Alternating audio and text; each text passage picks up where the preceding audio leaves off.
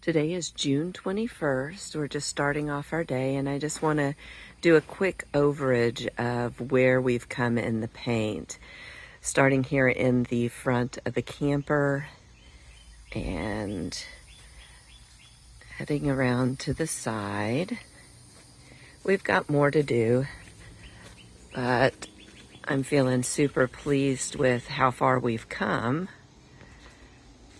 All the way around here to the back. Yes, it's still a construction site and looks absolutely awful, but you've got your back of the camper, and then what we finished up last is here on the far side of the camper.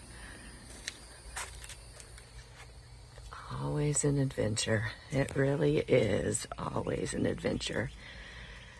Space is pretty tight, so it's kind of hard to show it in the round, but that gives you the latest update on the paint. Always an adventure? Always.